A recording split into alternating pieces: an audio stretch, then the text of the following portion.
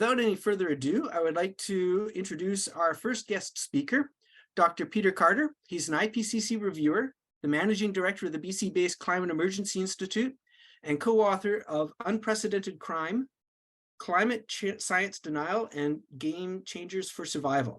First of all, you've made my day. My gosh, there's so many of you. That's absolutely wonderful. Just when I was feeling a little bit down that not enough people were being active enough. So thank you for that. You'll probably have noticed or read that we've had another failure at Bonn, a failure of a pre-COP meeting. We've had these climate convention meetings for 30 years now. And for 30 years, the big economy countries have managed to block any progress whatsoever. So it wasn't too surprising that after that, we had a pretty forthright media speech by the United Nations Secretary General Antonio Guterres, who for the past 5 years has been telling the world in no uncertain terms that we're going down, we're taking ourselves out. But this time, it was very good that he got media coverage because he said that fossil fuels are incompatible with human survival. And that's absolutely right. And that's exactly the situation that the human race and most of life on Earth are in now.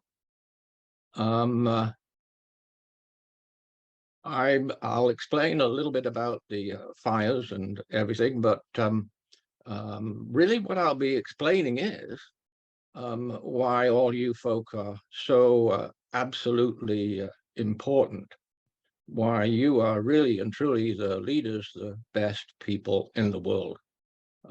So I thank you for that. I thank you for being there and understanding what's going on here. So the fires across Canada are absolutely unprecedented.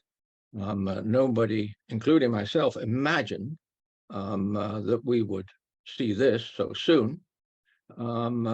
They're in every single province now, including the Northwest Territories.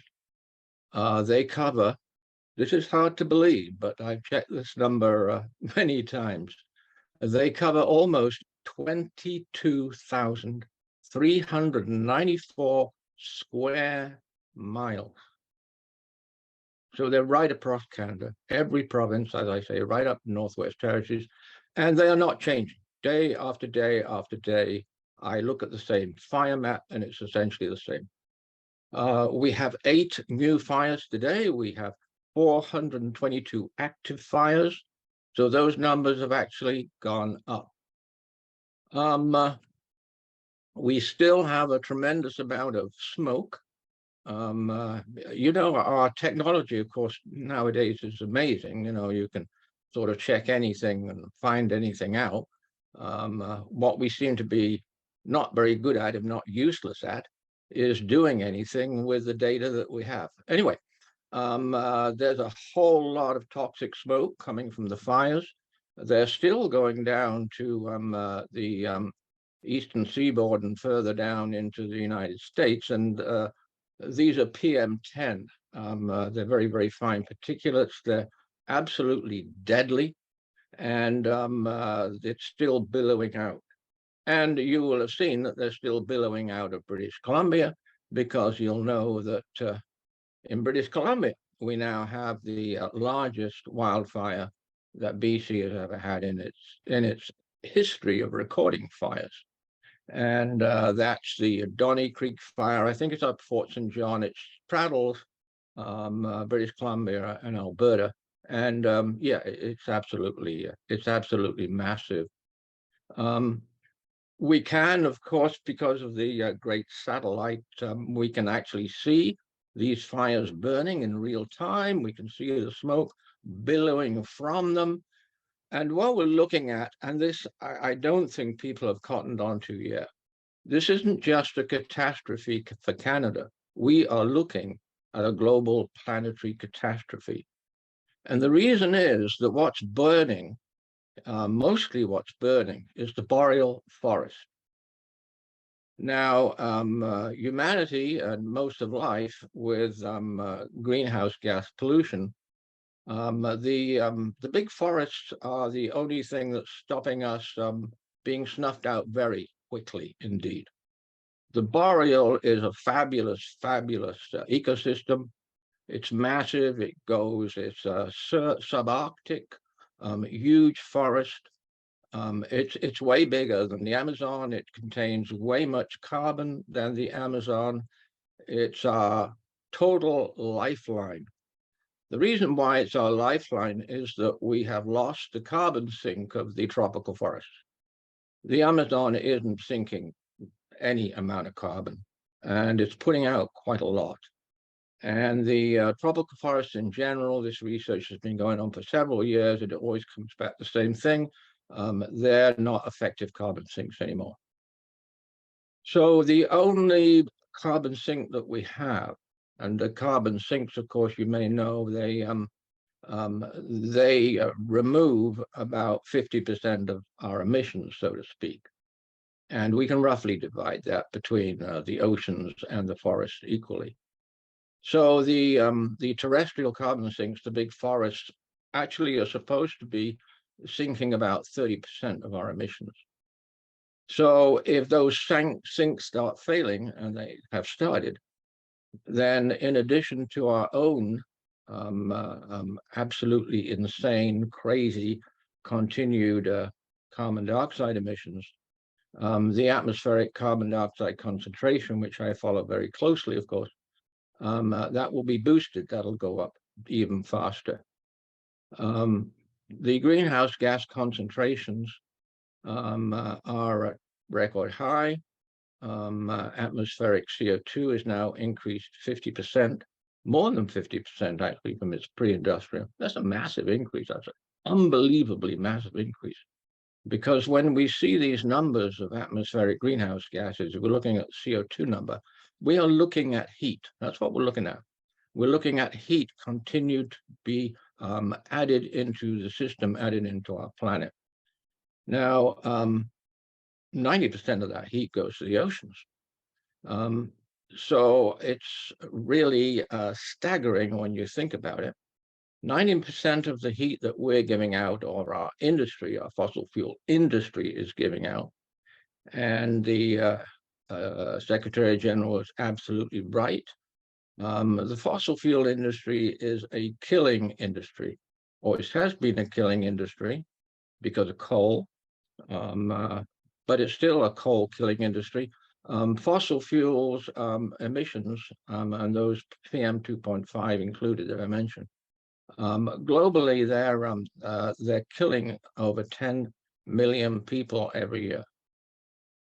That's a crime. That's a criminal evil, which is unprecedented. Nothing like that has ever happened before. We have one industry, basically, that's killing 10 million people a year, but absolutely no reason whatsoever, but that they just want to keep on making their same stupid profits from burning fossil fuels, when they know, and we have known for many, many, many years. Oh, my friends, please tell me when my time is up to shut up, okay? Because I do tend to go on.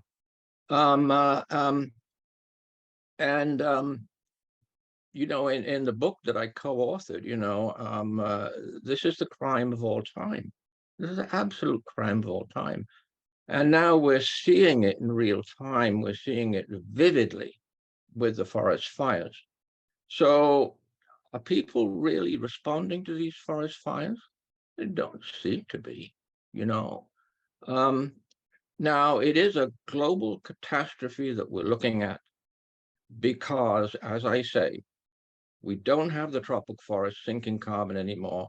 We're relying completely on this wonderful northern boreal forest. As it is, atmospheric carbon dioxide concentration is increasing at an unprecedented rate. That unprecedented rate, according to the IPCC, is 5 to 10 times faster than it's increased in the past 54 million years. So as it is, without continuing to burn fossil fuels, without continuing to light up the world's forests, with the surface heating. We are in an absolutely insane, crazy situation. And that's because we've been stopped, we've been blocked from doing anything about our emissions by this one fossil fuel industry. And they blocked it for 30 years. And they continued to block it at the last conference that I mentioned in Bonn. So, of course, the question is, well, what's it going to take? Well, I think the first thing, and that was when one of the objectives of Extinction Rebellion, which I really, really appreciated. The first thing is the public have to hear the truth, right? The public are not being told the truth, not even by our scientists. Well, with one exception. James Hansen is still telling the truth. But generally, the scientific establishment is not, they're giving their papers, and I read them, and they're very good, they're very clever.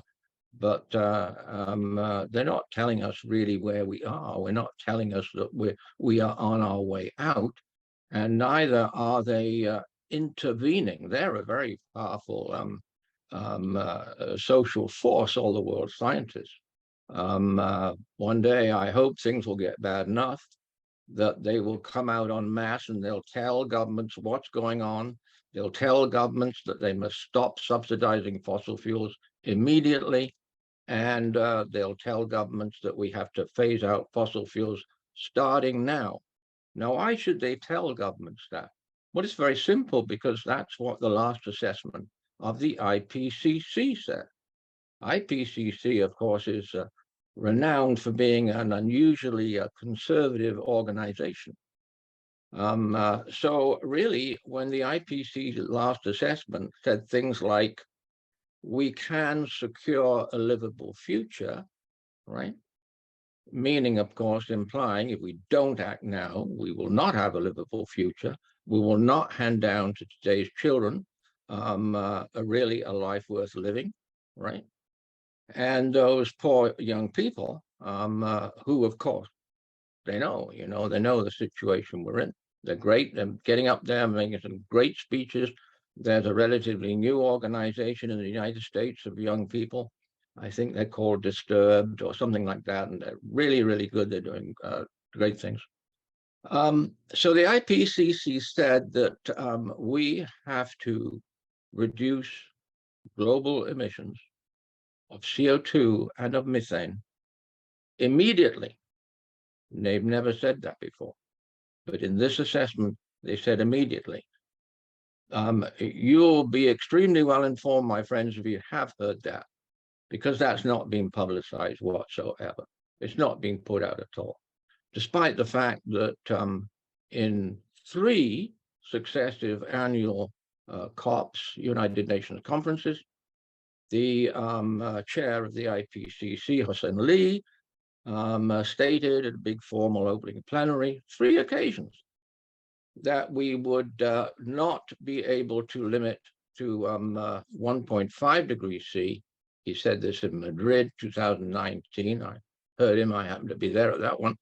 And then at Glasgow, he said a similar thing, except he said, we will not be able to limit to 1.5 degrees C or 2 degrees C if global emissions are not put into decline immediately. So it is the malevolence, the evil is absolutely staggering, right? We have the IPCC and the IPCC chair telling the world 3 years in a row that if we don't put emissions immediately into decline and rapidly into decline, there is no future. 1.5 degrees C is globally disastrous. 2 degrees C, we've sort of always known, because that's why we had this 2 degrees C compromise for many decades. 2 degrees C is really end of the world. We trigger all the tipping points. We trigger all the emissions, vast emissions coming out of the Arctic. We thaw the permafrost to an extent where the thaw is irreversible. Permafrost is already thawing. It's emitting all three big greenhouse gases. That's carbon dioxide, methane, and nitrous oxide. Now, I'd like to go back then and just say a little bit about these fires. These fires are deadly to our future, but they're deadly to life as a whole. The fires emit, obviously, a lot of carbon dioxide, and it is a lot of carbon dioxide, but they emit all the other global warming gases as well. They emit a substantial amount of methane. They emit some nitrous oxide.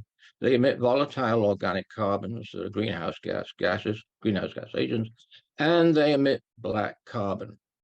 So they emit the whole list of planetary killing future eradicating greenhouse gas emissions that superheat the planet. I'll sort of finish off with the what probably is the worst news. You'll probably have read it because the media have gotten onto this one. We have another extraordinary, unexpected event happening. The sea surface temperatures, the temperatures at the top of the ocean, have suddenly shot up, suddenly, and they're still shooting up. As I say, of course, we have satellites and all kinds of things to measure that. And that is that's really pretty deadly. There are massive hotspots developing on the surface of the ocean. One up in the North Atlantic, which is going around the UK, another one off the coast of China. We have another one off Peru because that's the one that starts the El Nino. So the past several years, as you'll know, we've sort of been let off catastrophes a little bit because we've had a cooling La Nina, tends to cool the surface of the planet. And you'll know that we have now started into an El Nino. But the scientists are saying that's not enough to trigger off these unprecedented massive wildfires.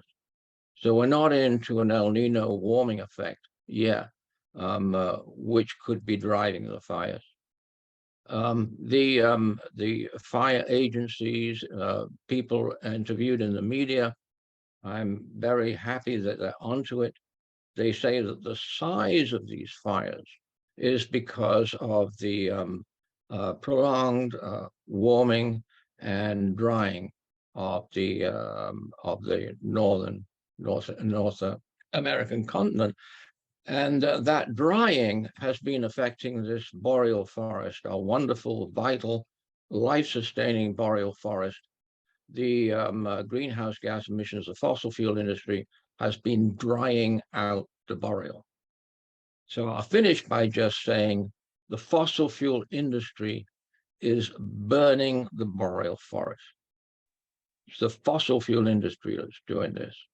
And the fossil fuel industry is now making it a certainty that the future is going to be grim.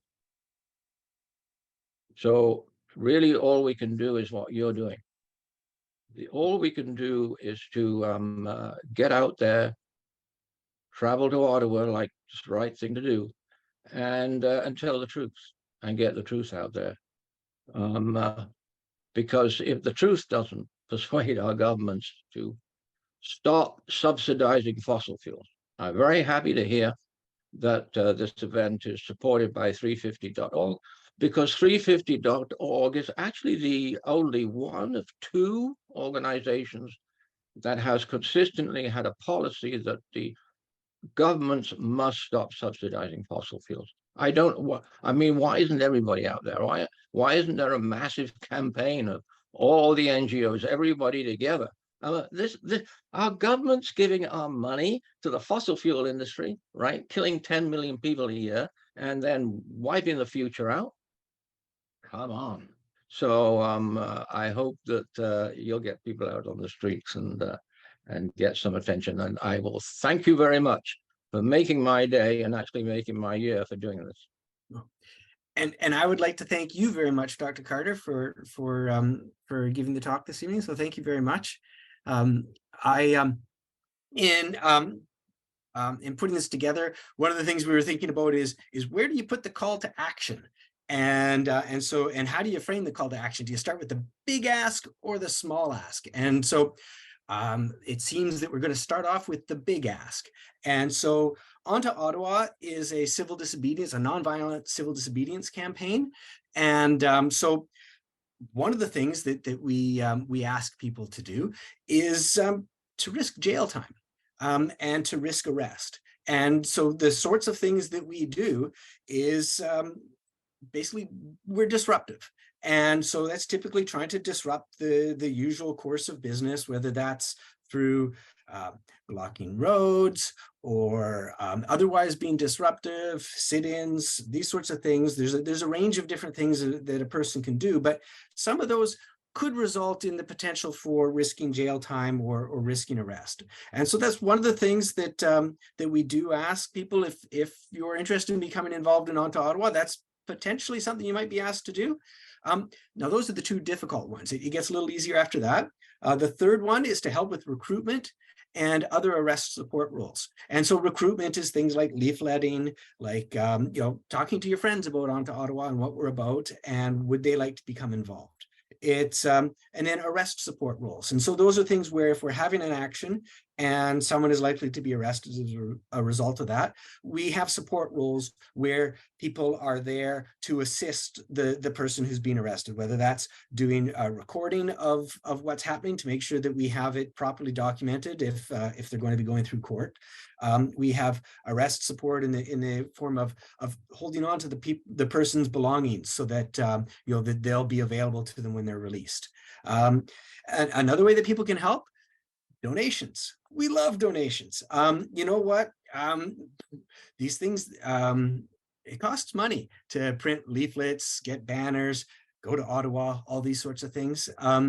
Every little bit helps. And so if you're able to, in your position to be able to donate, please do.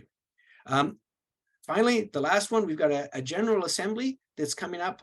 We have them Sundays at 10:30 a.m. Pacific, which is 1:30 p.m. Eastern. And those are a general meeting. We also have an intro talk that goes on in parallel with that. If you're able to attend that on a Sunday, that would be fantastic.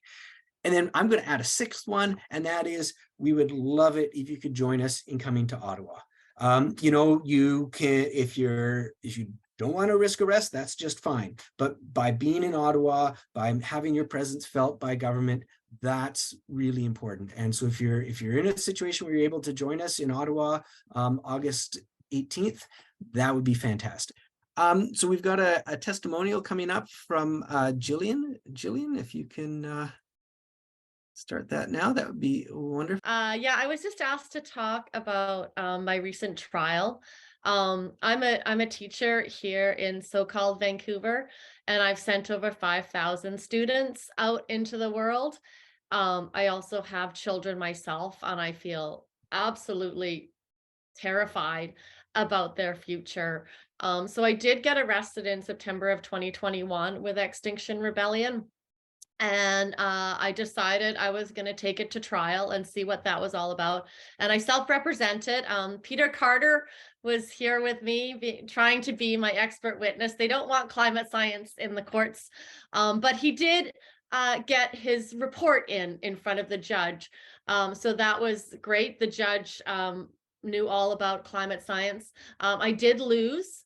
I didn't really know what I was doing self-representing, but we have learned a ton through this process. This is, I was the first that we had in our group here that went through the court system self-representing. So we've learned a ton. And I just recently found, got sent to me from the UK, a really great precedent of people being acquitted by a judge of blocking a road because it didn't rise to the criminal level. So we've learned a ton of stuff, and I think that for anybody who is interested in this kind of work to go through the court system. You learn a lot about the law. We know when to get all the documents in. We know how to submit evidence now, and it is absolutely fascinating for anybody who has a little bit of time on their hands. This is great for anybody who's retired. Self-representing is incredibly empowering. As a self-represented person, you can say anything you like in court, whereas lawyers are restricted as to what they say when they get in the court. So I found it really, really incredibly empowering. I met a ton of amazing people. Peter Carter was one of them, and yeah, it's scary. Getting arrested is scary. It's scary getting a ride in that van. It's scary going to the police station, and it's scary stepping into court. But there's, as Peter Carter was just saying at the beginning, there really is no other option now. There's no other option. We have got to get serious or we're gonna die. And we are gonna leave our children a giant mess, an unlivable mess. And I was talking to another friend the other day about these children that we're sending out into the world. I've told my children, and I've told the kids that I teach, do this, learn this stuff, pay attention, do your homework, go to college. And they listen and they do what we tell them to do. And all 5,000 kids, they've all done well, not all of them, but a lot of them have done what we've asked them to do. And now they have an unlivable future. And it's up to the adults to do something about this, because we caused the mess for them. So please don't fall into the trap of saying, these kids have got to rise up. It's on us. And yeah, I just wanted to say that anybody who has been arrested and wants to go to court, get in touch with us. We will help you through the protest or for the process. And anybody who really wants to do this and live out live out your dreams as a TV lawyer, you can do it in real life, and it's super fun. And this is getting recorded, so this may be played at my sentencing hearing. So if I'm being played at my sentencing, hello. Okay, thanks everybody. And I gotta go to a retirement dinner where for teachers, and they're all gonna look at me blankly and while I talk about the climate. So I'm just so happy to have been able to speak to you people who are actually listening and actually care. And I really hope I see you on the streets. And if you're in Vancouver, I'll see you leafleting or causing trouble. Okay. Thanks, everybody. Thank you very much, Jennifer. Really, really appreciate that. Steven Donziger is our next speaker. He's a human rights lawyer who won an important trial against Chevron in Ecuador as a result of their toxic dumping and the health effects that this was having on people. Turns out winning a large trial against a fossil fuel can come with some pretty significant risks for the winner. And actually, Steven Donziger was only very recently released released from house arrest. He was, I'm sure he can explain this far better than I could, but somehow Chevron managed to turn their significant resources against him as a form of retribution. And so he was held under house arrest for 3 years. And so, Mr. Donziger, if you can take it away now, that would be wonderful. Yeah, can you hear me? Yes, I can. Thank you. Hi, everybody. So first of all, thank you for having me. I'm currently in New York City. So I have worked over 2 decades as a human rights lawyer on behalf of indigenous peoples in Ecuador's Amazon, battling Chevron, the American oil company, over massive pollution in the Amazon region of Ecuador, a situation known as the Amazon Chernobyl, because Texaco, now Chevron, over a period of approximately 25 years, from the 1960s to the early 1990s, deliberately dumped billions of gallons of cancer-causing oil waste into rivers and streams that indigenous peoples and local communities were relying on for their drinking water and for their bathing and fishing, leading to significant health impacts, including a significant cancer outbreak that has killed hundreds, if not thousands of people.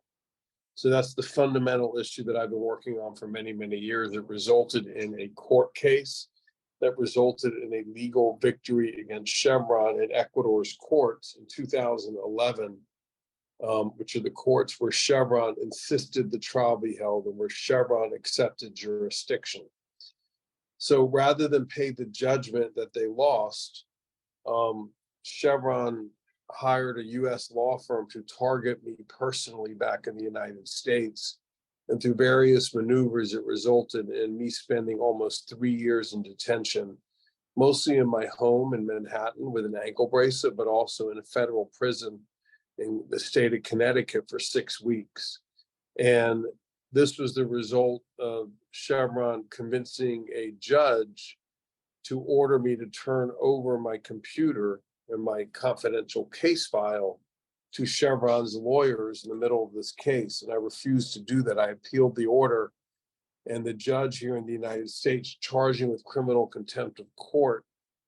And the charges were rejected by the federal prosecutor. And the judge appointed a Chevron law firm, a Chevron lawyer, to prosecute me in the name of the US government, which is why I say I'm the first person ever in the United States, and I believe in the world, targeted with a private corporate prosecution. So what happened to me in the United States, in my opinion, albeit extreme, is actually part of a trend that we're seeing increasingly around the world, particularly in the United States and Canada, which is our judicial system being sort of co-opted by the fossil fuel industry and by corporations to target protesters and try to quash free speech rights that threaten these fossil fuel projects. And we're seeing this in Standing Rock Line 3. We're seeing it in British Columbia, in many different places with Wet'suwet'en. And this is an increasing global phenomenon that my personal imprisonment and detention is a part of, in my opinion. So I will say, I don't want to go on and on here, and there might be some questions. When you think about climate activism, think about the connection between the democracy movement and the climate movement. Because in my opinion, the goal of the fossil fuel industry is part of its plan to protect its profits as the industry destroys the planet, is to repress the political space that the movement needs to challenge the power of this planet-destroying industry. And my private corporate prosecution that resulted in almost 3 years of detention is really just one example of that happening in different places around the world, including in British Columbia and other parts of Canada. So I would urge everyone to sort of think deeply about the role of the judiciary in our respective countries and really carrying out the agenda of the fossil fuel industry. I know the Crown prosecutor in British Columbia has a particular appetite to target protesters of the fossil fuel companies, of pipelines, of those protesting the destruction of old growth forests. And this is all part and parcel of the same thing we're seeing now in the United States, where the enormous power of the industry is really, inserting its hand directly into the governmental apparatus and controlling it directly to try to silence its adversaries, criminalize our movement, even though the real criminals are those destroying the planet, and otherwise create a situation where institutions of government are essentially co-opted by an industry that's killing the planet. So I'll leave it at that. I don't know if there's any questions. My personal experience, I think, is very illustrative of a broader phenomenon we're seeing in both of our countries at this point. What we can do perhaps while if you're able to stay with us a little bit, if we can go on to Laura Sullivan was going to be our next speaker, and then we can come back and if we get some questions into the chat, we can follow up with those afterwards, if that's okay. I'm Laura. I'm currently tree planting up north to pay my bills, but everything that I'm doing right now is all about this movement. It's all about On to Ottawa. I'm an engineering graduate from UBC, and I was once hoping to change this world with a technical solution to the climate crisis, but I've since realized it's an overwhelmingly political issue with technology that's already available to save it, or to solve it. So I've been an activist on and off for about 4 years. I started back in 2019, back when being a climate activist was cool and everyone was holding their sign for those climate strikes and posting it online. And my main motivation to change was that summer. I remember seeing photos of Bernie Sanders getting arrested during the civil rights movement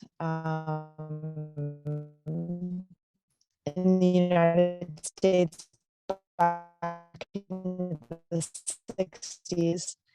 And at that time, that I would be one of the people standing, but I realized I was wrong, because at that time, back in 2019, in a crisis threatening the lives of billions of people, I was doing absolutely nothing. So I've been working with On to Ottawa since its induction in January, and I've been arrested smearing pink paint on a woolly mammoth in the Royal BC Museum in Victoria, in BC's capital. And I did this action to get publicity, because we absolutely need as much attention as possible to reach the masses so we can be successful, so we have a chance at saving humanity. So let's cut to the chase. Everything that we've done up until this point has failed completely. Canada is on fire, as Dr. Carter has explained very clearly. And we need to be honest that nothing that we've tried has worked. When we hit 2 degrees, which is in the next 10, 20, or 30 years, we're not going to be able to grow food in a lot of the parts of this world. And okay, sure, maybe one bad fire year, a heat dome, an atmospheric river, maybe that's manageable for the government right now. Only a few thousand deaths, right? It's personally devastating, but the government can handle it. But as these emergencies get worse and worse and worse, the government will not be able to handle them anymore. Historically, revolutions happen when the state runs out of money, which absolutely will happen with the increased frequency of these crises. What I'm trying to say is that revolution is inevitable. In our complacency, we are actively creating this situation for societal collapse, and revolution will happen. This is a situation in which fascism can rise when there's crisis after crisis after crisis. So really, it's up to us right now if we want to do something non-violently so that our world does not turn to violence. We don't have a lot of time, but we do have a choice, and that starts right now. So, okay, what we need. So as Steven just illustrated for us, governments across the world clearly do not serve and protect the needs of their citizens as we barrel towards this disaster. So we cannot trust our current politicians or political systems. We need a new method of creating change, and that's why we're proposing citizens' assemblies. So citizens' assemblies are a form of democracy that bypasses the corruption in our current systems. We want ordinary people, like bus drivers and teachers and just day-to-day people, not career politicians, that can make decisions on behalf of Canadians. So this body of people in the Citizens' Assembly would be a semi-randomly selected group of citizens that's demographically representative of the country that comes together to make decisions regarding this crisis. And this is not a political system that we've just come up with on our own. It's a political system that's been used in various examples across the world. But one pertinent example would be in 2016, Ireland was able to legalize abortion using citizens' assemblies. And this is what we are proposing to address the multifaceted issue of the climate crisis that is currently threatening our lives. So how do we achieve this? And that's kind of what I'm here to talk about. We achieve this through civil resistance. Civil resistance isn't a method that Onto Ottawa is using because it's some ideological thing. We're using it because it is the tried and proven method. We are doing what works. So we'll go into a bit of data here just to broaden the understanding. But I want to talk about Erica Chenoweth. So she is a political researcher at Harvard. And she's special because she's compiled a data set of 100 years of revolutionary movements across the world.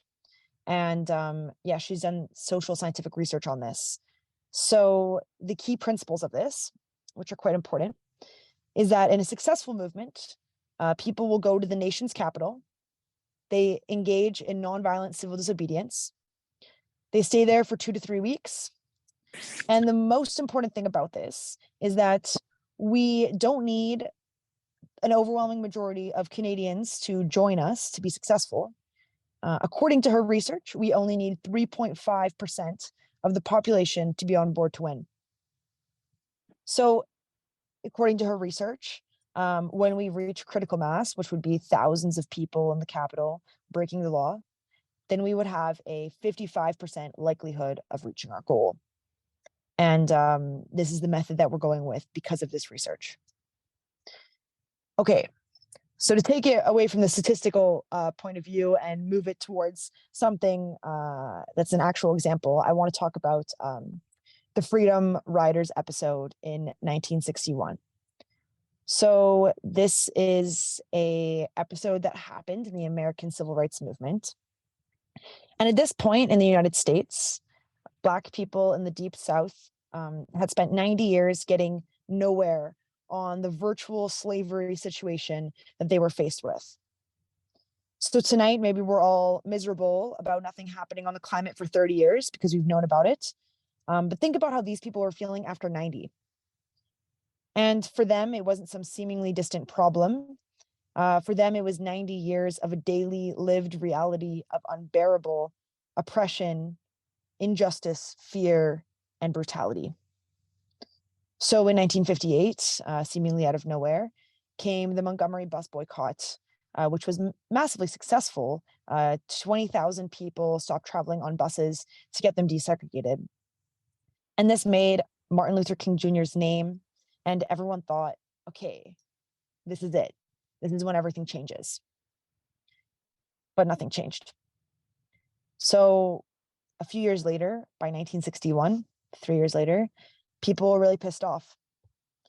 So this time, a few people decided to do whatever was non-violently necessary to make change happen. They traveled down through the states, Black and white people sitting next to each other on the coach, into the Deep South, which was illegal, as the southern states still had racist segregation as their law. So they didn't stop in Virginia, but they went down into the heart of darkness.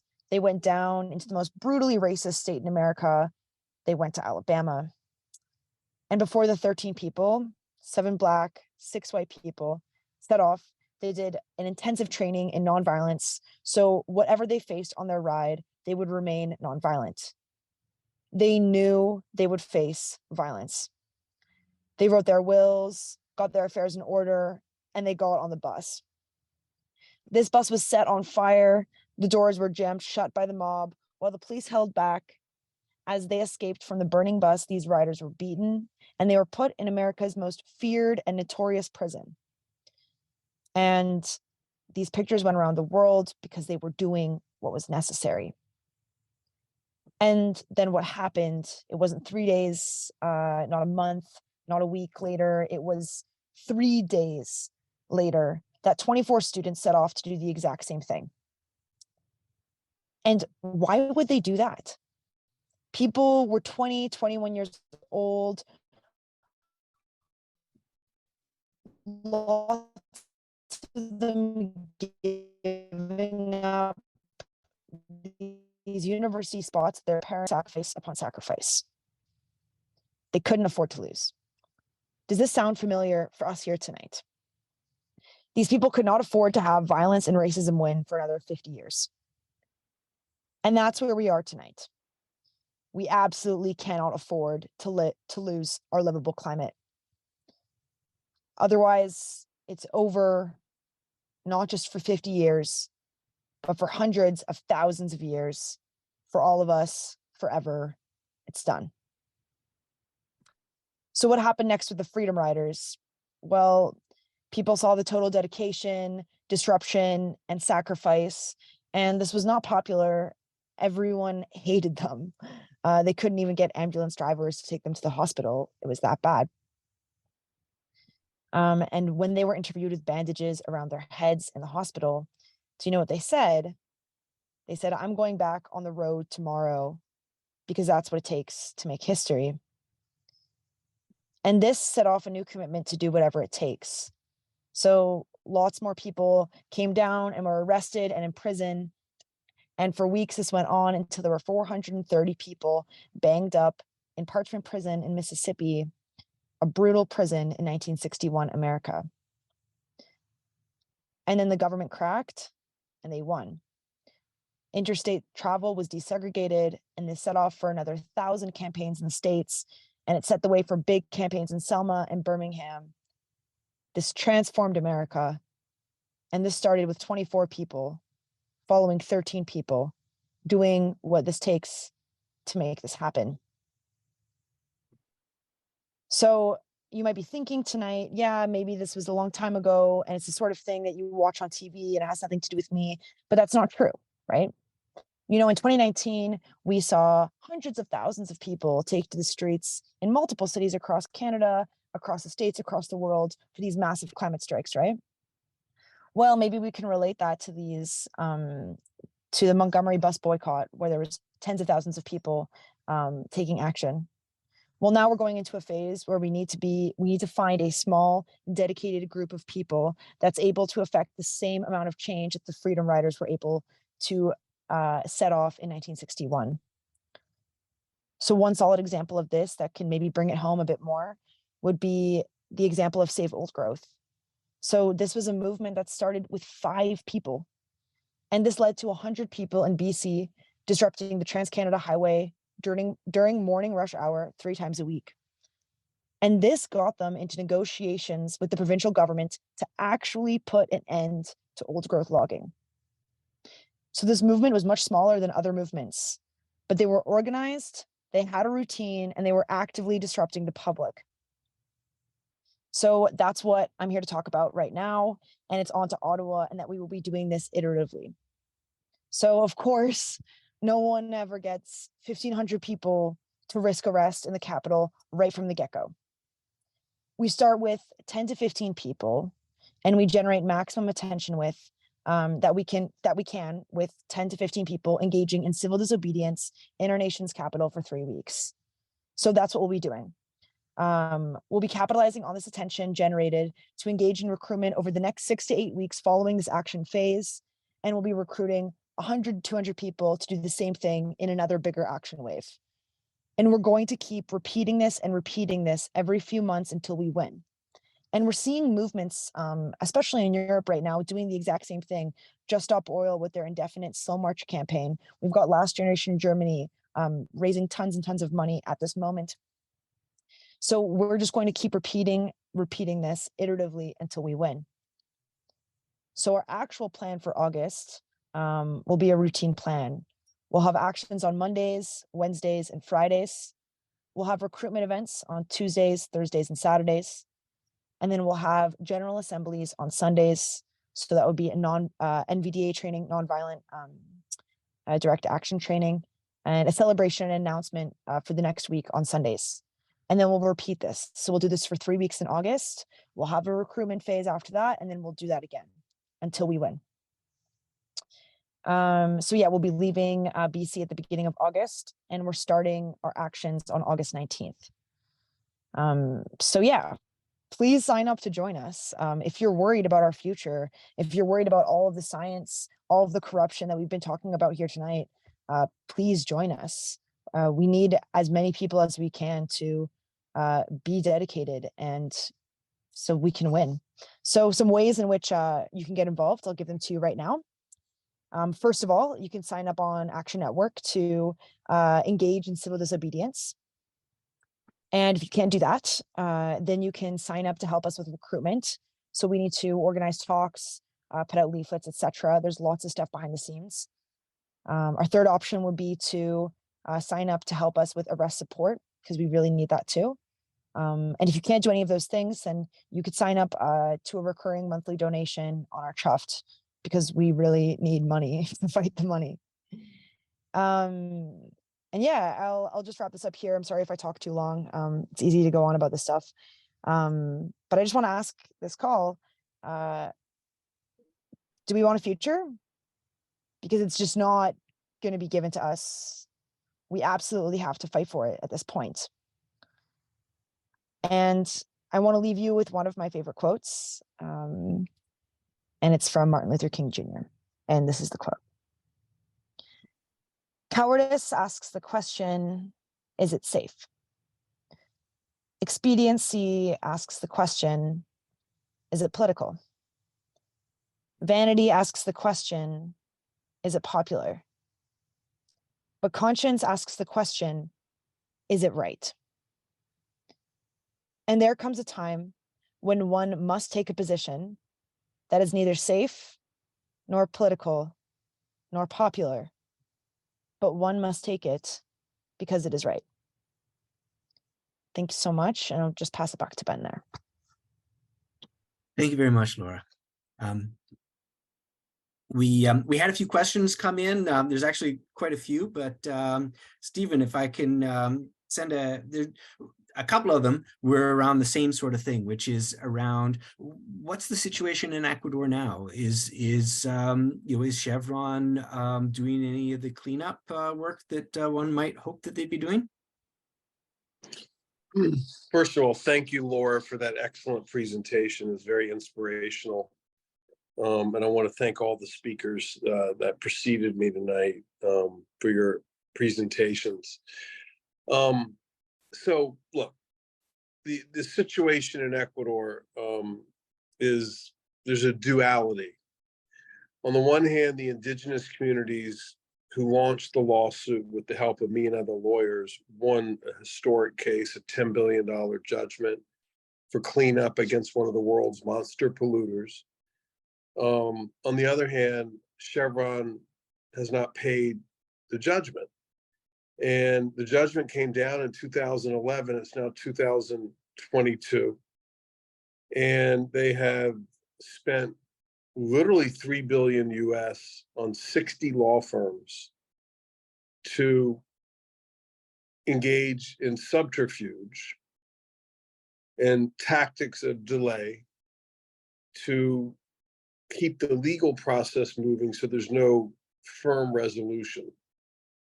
And part of that was to attack me personally, which resulted in my detention. And by the way, they also had my passport confiscated, so I cannot leave the United States. I cannot visit my friends in Canada.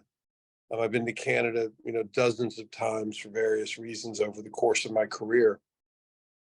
Chevron, by the way, has about 15 to 25 billion US worth of assets in Canada, more than enough money to pay for the entirety of the judgment they owe the people of Ecuador. Yet the Canadian government and the Canadian court system, where we have actually litigated this issue with some degree of success, have failed utterly to enforce this concept of reciprocal judgment enforcement in a way that could hold Chevron legally accountable and result in a movement of significant resources from Chevron's assets in North America to the indigenous peoples they poisoned down in the Amazon. So the battle continues. I want everyone to know that there are lawyers working to take the judgment that the communities in Ecuador won and enforce it against Chevron's assets in other jurisdictions. It's made more difficult by the fact that I and one of the main driving forces behind the case, and I cannot leave the country, which is a very deliberate kind of design by Chevron and their judicial allies in the United States to essentially make it more difficult for the communities in Ecuador to enforce the judgment.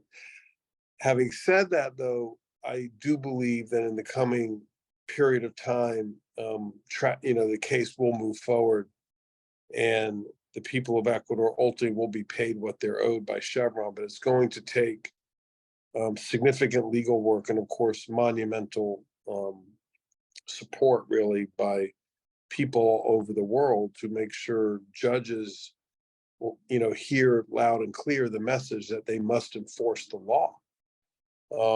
And I will say this, that courts generally, in my experience, are a really weak link in the movement. Courts, time and again in Canada and the United States and other countries, have been used as instruments of corporate power, particularly by the fossil fuel industry. 200 people a year approximately get murdered, environmental activists around the world. One recently in the United States, Manuel Terán in Atlanta, in the Weelaunee Forest in the state of Georgia, protesting the raising of the forest to build an awful police academy. But, we have to understand how the corporate world and the fossil fuel industry is really increasingly taking over, using its mega profits. I mean, it's the most profitable industry in history, making record profits even now. And they're using these profits to essentially stage a corporate buyout of governmental functions.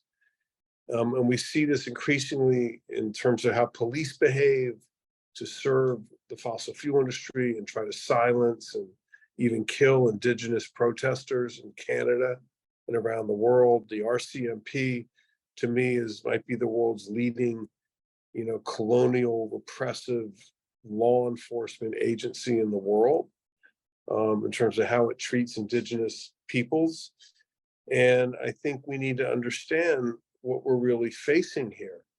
And, when I started out many years ago as a young lawyer trying to do a pollution case, I had no idea, in all honesty, the power we were up against and the power that has essentially co-opted the judiciaries in Canada and the United States to a great degree, not completely, there's still space to act, but to a great degree such that it's rigged. It's very hard to get justice in courts.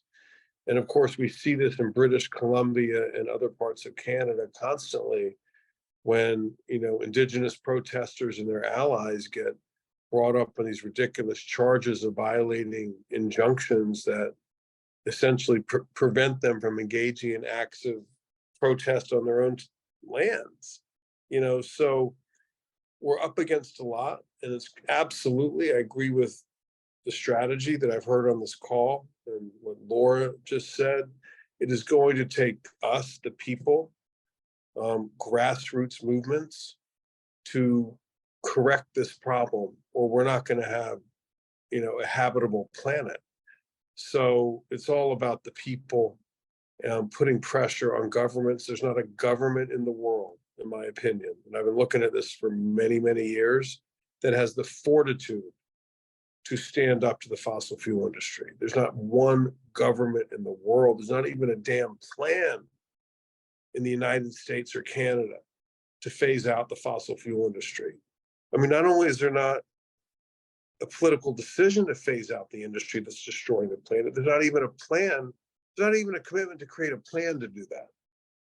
So, we have a lot of work to do. And I think the approach I've heard on this call is exactly the right approach. And it's the only approach that holds any hope of success. Thank you. We have another talk. Bailey is going to say some few words about her own actions that she took and why. Yeah, I've been working with climate action groups who use civil disobedience tactics since 2018. I'm motivated by my love for my daughter and fear for her, and specifically fear of fascism. I've been arrested a number of times in 2021 when Extinction Rebellion blocked roads and bridges to cause disruption and bring attention to government inaction. And I did this because other forms of protest are simply ignored. I've been attending protests against wars and more recently to draw attention to climate inaction and the threat of climate catastrophe basically all my life. And these protests clearly demonstrated what ordinary people want, what citizens of all countries want, which is a safe life for their children and for other people's children, is totally ignored by those in power. For instance, the protests, I remember the protest in Vancouver here against the Gulf War in 2002. And we had a very huge demonstration here and across the world in 650 countries, approximately 10 million people demonstrated against that war on one day. And it had absolutely no effect on the actions of those in power. But as I got more and more disillusioned with the methods of protest that we were using, I continued to go to marches because I felt that was the least I could do. And I continued to get more and more frustrated with how ineffectual they were. I think an earlier speaker mentioned another huge march we had here in 2019 against government inaction on climate was 100,000 people. And that was also completely ignored. So as the situation with the climate got scarier and scarier, I became more and more in despair. But I heard of a group that was advocating civil disobedience, and that was Extinction Rebellion, and I became involved immediately.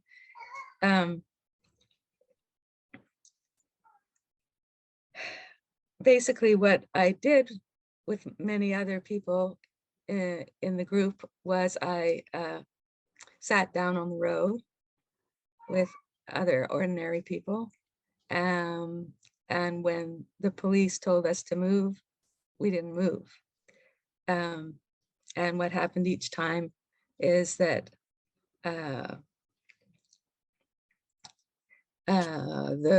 we'd be marching, we'd come to a place, we'd stop, we'd sit down.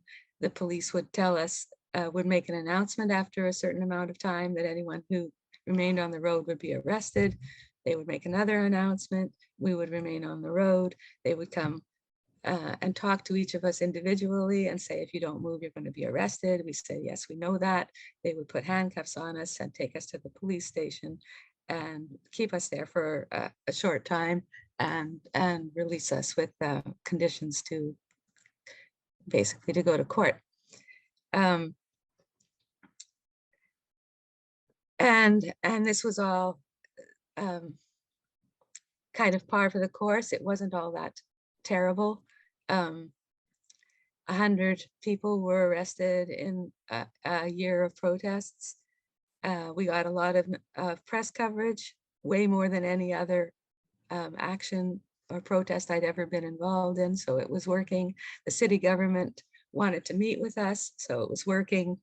And then we started to go through the courts. And meanwhile, another group, Save Old Growth, started using similar tactics. And at first, the courts were handing out basically light sentences of community service work for the charges that we were under, which were always charges of mischief. But as we became more and more effective and got more and more attention, we started to experience judicial crackdown led by a very zealous Crown prosecutor. And this Crown prosecutor started asking for much harsher sentences, criminal records, thousands of dollars in fines, curfews, house arrests, jail sentences. And in most cases, the judges gave the prosecution exactly what they wanted. Judges in these sentencings often say, and often said, and I heard this many times, that people who sat down on the road like this had to be punished severely, because if they were not, it would lead to a collapse of the rule of law. They said insulting and ignorant things like we were acting out of a perceived danger of climate change. They scolded us in sentencing hearings for not acting within the law, and said that we should, instead of doing what we were doing, we should work to elect a political party who represented our views. And they insulted us by saying things like we were naive, we were dupes by some criminal gang leaders, and we suffered from a lack of imagination. And perhaps I was naive in a way, because I was shocked by this treatment. The Crown started asking for and getting sentences for peaceful protests that were equivalent to serious assault charges. Same kind of penalties were asked for and received, as perhaps criminal assault, sexual assault. They were imposing conditions like no contact orders between that people were not allowed to be in contact with other people in their organization, that were designed to be used against criminal gangs.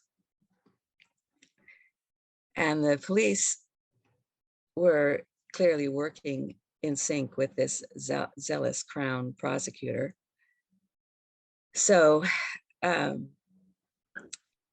with the Save Old Growth protests, there were no more announcements, no more police coming up individually and asking you if you were sure you didn't want to get off the road. There were, basically, they just came in and dragged people away. The most shocking thing that the police and courts did was what happened to one of our people, who was, I think, assumed by the Crown to be a leader because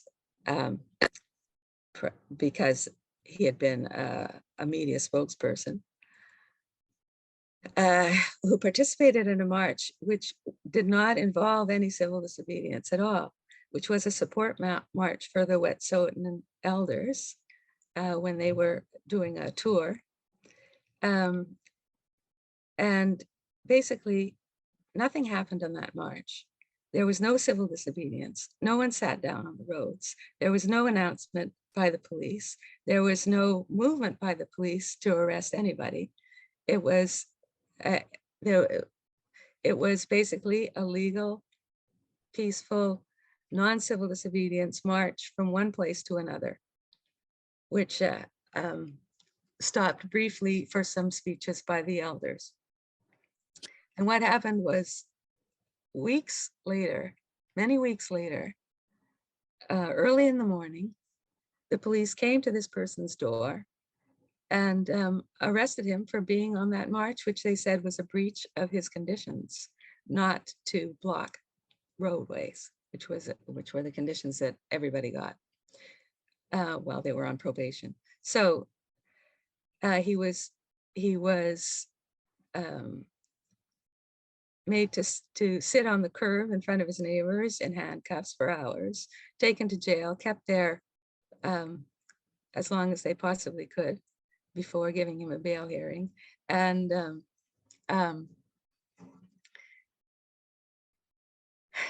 that kind of, for me anyway, woke me up to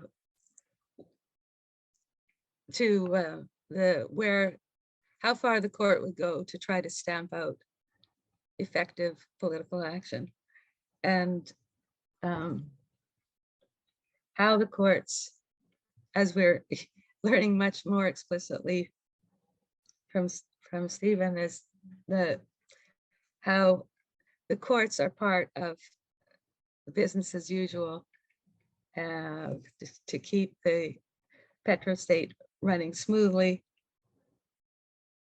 and to keep the powerful in power, and to crush any whisper of a movement that might be effective. So for me, and I think for a lot of other people, that just means that we have to fight harder. Thank you very much, Faith. We just wanted to just go through the call to action again, which so there's a few different ways that you can help us out here with On to Ottawa, and you know, the first one is kind of the really big ask, and that is you know, are you willing to risk arrest and possibly jail time? Typically a first arrest is not going to result in jail time, but if you were to be arrested multiple times, then that risk goes up. And you know, my bucket list did not have time in jail on it, but it happened anyway. And you know, that's just kind of one of those things that can happen sometimes. But there's other ways that people can help as well.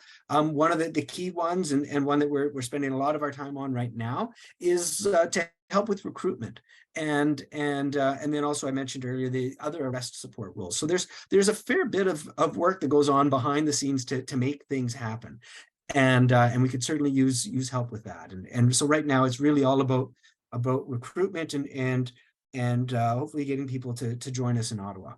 Another way that you can help that is super effective is donations.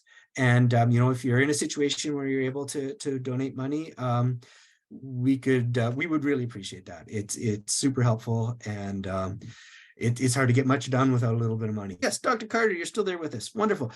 We had a question in the chat about fugitive methane, and no, sorry, I don't see it here at the moment, but if perhaps you could talk about, I know you mentioned that the methane numbers are actually going up as opposed to down, and perhaps if you could talk about some of the implications. And I know we're running a bit late, so if you can keep it to just a few minutes, that would be wonderful. Thank you. Oh, and do I need to let you unmute yourself?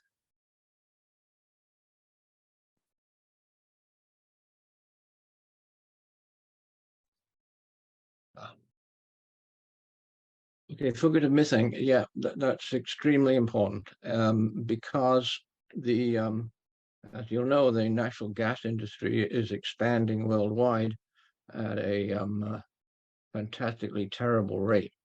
And the rationale is that, which the industry developed many years ago, is that it's a clean energy, which is not, and that it's the best bridge off fossil fuels, which is not.